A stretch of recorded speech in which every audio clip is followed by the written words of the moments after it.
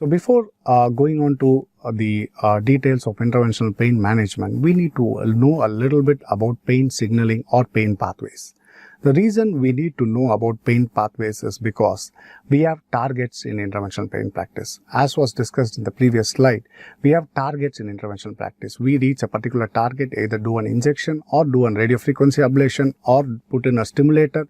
So whatever it may be, so we have targets. So only if you understand the pain pathway, if you have a knowledgeable idea about the pain pathways, it would be easier for you to reach the target.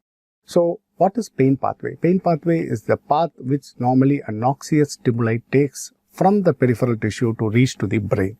So what are the four important steps involved in a pain signaling or a pain pathway? So the four important steps that are involved in pain pathway are transduction, transmission, perception and modulation. So this picture here gives you an idea about the pain signaling pathway in the body. So as you can see, the first process is transduction. So transduction is where application of any noxious stimuli to the body, either the skin or for that matter any tissue in the body. Most of the tissues in the body have got nociceptors or pain receptors. Pain receptors in the body is otherwise called as nociceptors.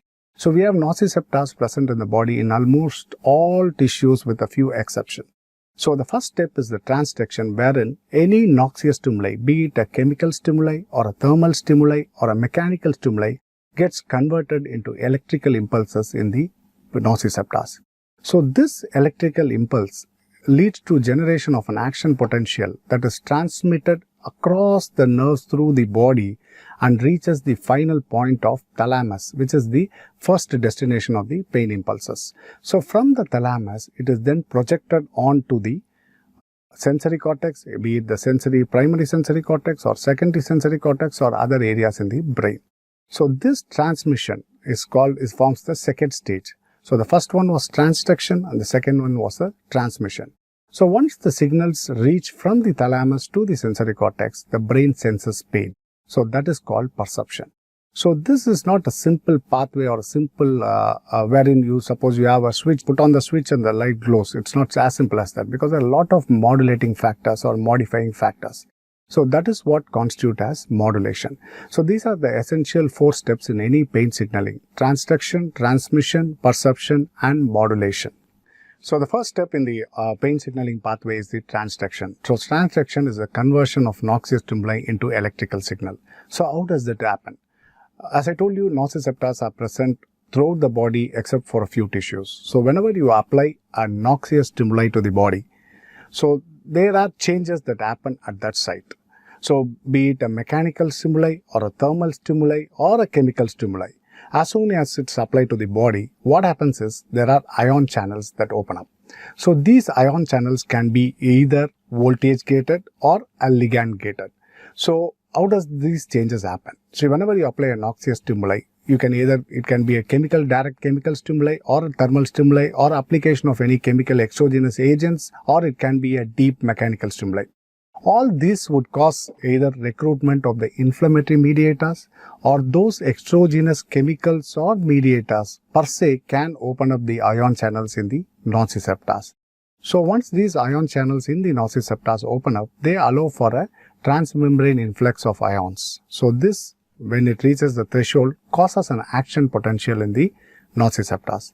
So this is what generates an impulse or firing of the nociceptors. So this firing is what is being transmitted along the nerves as a pain signal. So how does that happen? See, as I told you previously, whenever there is an inflammation or whenever there is an injury, body has got the capacity to mobilize or recruit all the cells into that area or local area of inflammation, be it mast cells or basophils or your leukocytes. So they all secrete a multitude of inflammatory mediators, and in addition there are direct tissue breakdown products like hydrogen and ATP which are generated at the site of the inflammation.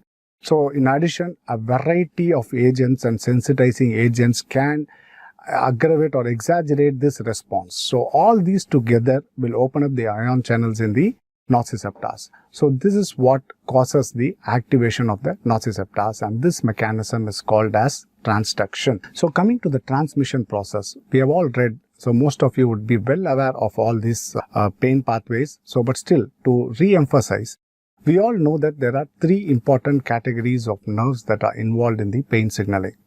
One is called A beta, A delta and C fibers. Out of which A delta and C fibers are the fibers that are normally involved in nociceptive pathway. So then what is the role of A beta? A beta normally transmits touch and sensation of pressure. But in extraordinary situations, what happens? There is a phenotypic switching of those nociceptors associated with A beta fibers, and they too transmit deep pain or pressure. So in total, all these fibers are involved in transmission of the pain sensation from the periphery to the spinal cord. So the cell bodies of all these nerve fibers are located in the dorsal root ganglion, and it is their axons that end in the nociceptors in the periphery. So among these three categories of nerve fibers, as you can see from the tabular column, A beta is the highly myelinated, fast conducting fibers. A delta is thinly myelinated and it's responsible for transmitting the sharp pricking pain, or otherwise called as the first pain. Whereas the C fibers, which normally respond to mechanoreceptors and thermoreceptors, and in addition they receive the sympathetic postganglionic fibers, are unmyelinated. So they normally transmit the slow burning or aching pain, and they are otherwise responsible for the second pain. But they conduct at a very slow speed. As you can see, the velocity is only 0.5 to 3 meter per second compared to 35 to 75 meter per second for the A beta fibers.